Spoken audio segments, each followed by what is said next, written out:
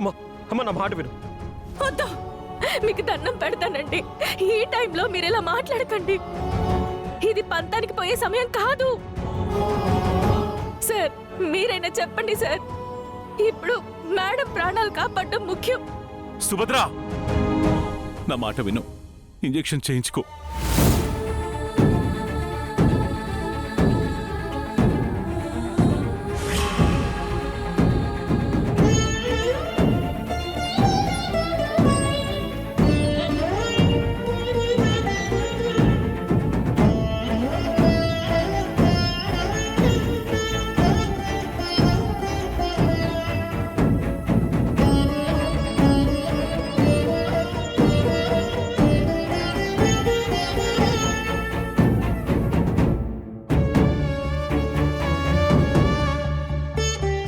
అమ్మని కాసేపు రెస్ట్ తీసుకునివ్వండి. వెళ్ళిపో, నేను వెళ్ళి వచ్చి చూస్తాను. వెళ్ళిపో.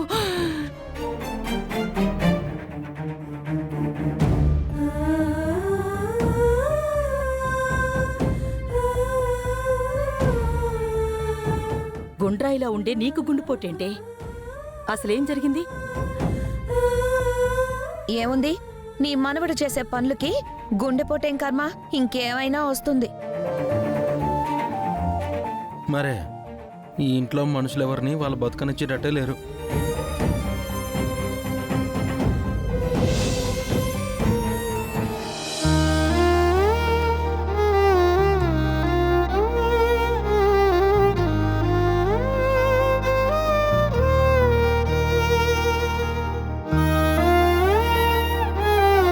ఒక బాధ్యత కోసం, భరోసా కోసం, నమ్మకం కోసం నేను అహల్య ప్రేమలో పడిపోయాను.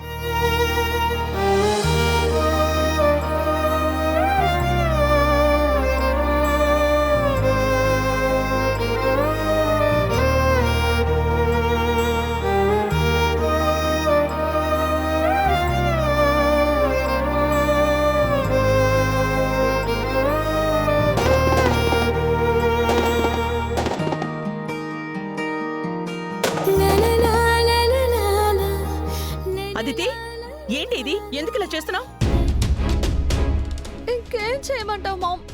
నేనేం చేసినా సరే గౌతమ్ అహల్యని పట్టుకుని వేలాడుతున్నాడు.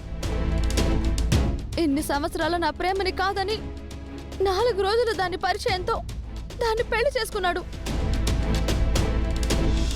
అహల్య కూడా తన కడుపులో బిడ్డని అడ్డు పెట్టుకుని నాటకాలాడుతుంది. ఆ ఇంట్లో నుంచి వెళ్ళిపోకుండా అక్కడే ఉంటుంది.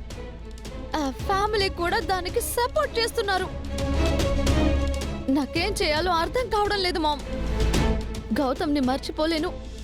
గౌతమ్ని మర్చిపోయి మరొకరిని పెళ్లి చేసుకోలేను. అలానే నేను చావలేను.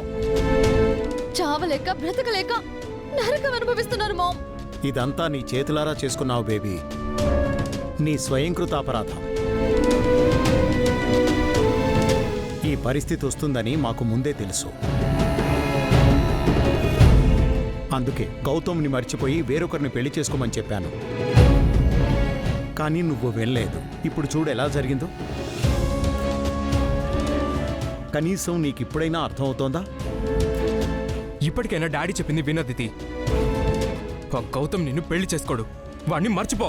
నేను మర్చిపోలేను, మర్చిపోలేను, మర్చిపోలేను. Aditi, Aditi, cool cool. ఏమండి, నేను మాట్లాడతాను, మీరు వెళ్ళండి. వెళ్ళండి.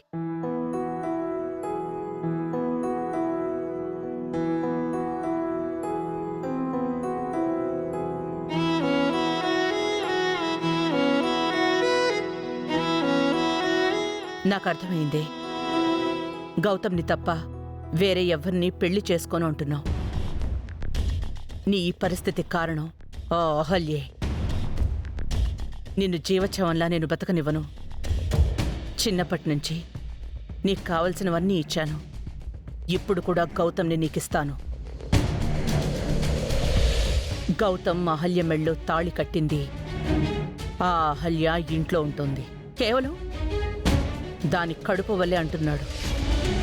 ఆ పెద్దావిడ కూడా తనకి మునిమనవడు పుట్టబోతున్నాడని చాలా ఆనందంగా ఉంది. అర్జున్, సుభద్ర అందరూ దాని కడుపు వల్లే దాన్ని సపోర్ట్ చేస్తున్నారు. ఒక పని చెయ్యి, ఆ అహల్య కడుపు పోగొట్టే. మాట్లాడుతున్నావు మామ్? కడుపులో బిడ్డని చంపేస్తావా? మరి నేను నా బిడ్డను చంపుకోలేను కదే. కడుపులో ఉన్న దాని బిడ్డ వల్లే గౌతమ్ దాని మెళ్ళో తాళి కట్టాడు.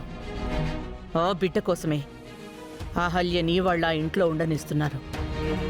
ఆ బిడ్డే లేకుండా పోతే వారసునివ్వలేదు అని ఆ పెద్దావిడ అహల్యని ఇంట్లోంచి గెంటేస్తుంది. గౌతమ్ కూడా ఏమీ చేయలేడు. అప్పుడు గౌతమ్కి నీకు పెళ్లి చేస్తాను. కానీ మామ్, కడుపులో బిడ్డని... దాని గురించి ఇంకా మంచి లేదు చెడు లేదు బేబీ. నువ్వు డాక్టర్లా మాట్లాడుకో, అదితిలాగా మాట్లాడు. నీకు కావాల్సింది గౌతమ్. మిగతా ఏ విషయాలు ఆలోచించద్దు. గౌతమ్ నీకు దక్కాలి అంటే ఆ అహల్య ఇంట్లో ఉండకూడదు. వీలైతే ఈ భూమి మీదే ఉండకూడదు. అర్థమైందా? ఓకే మామ్, నువ్వేం చేసినా నా సంతోషం కోసమే మామ్. కానీ గౌతమ్ అహల్య విషయంలో ఏదో డౌట్ కొడుతుంది. ఏదో తెలియని రహస్యం వాళ్ళు దాస్తున్నారు.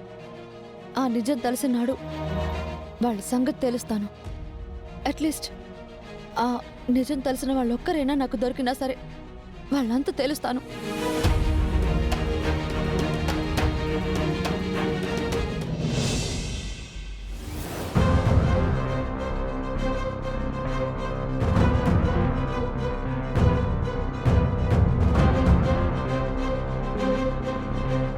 ఏంటన్నా అంత సీరియస్గా ఆలోచిస్తున్నావు? దేని గురించి?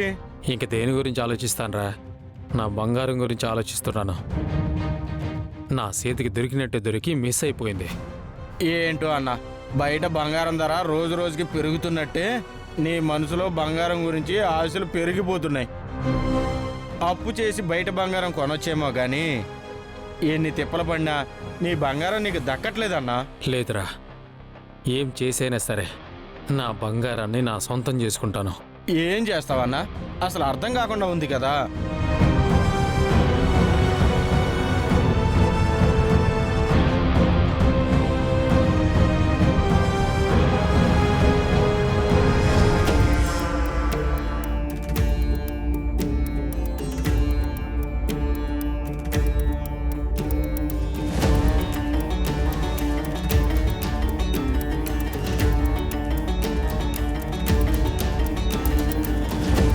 నాకు తెలిసి అహల్య వాళ్ళ అమ్మమ్మతో కాశ్మీర్కి అమర్నాథ్ యాత్రకి వెళ్ళింది.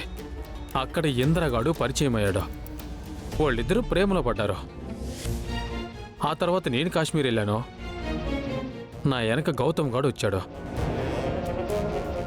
నాకు తెలిసి అప్పటి వరకు గౌతమ్ గాడికి అహల్యకి ఏమాత్రం పరిచయం లేదు. ఉన్నట్టుండి ఈ ఇంద్రగాడు టెర్రరిస్టుల కాల్పుల్లో చనిపోయాడు.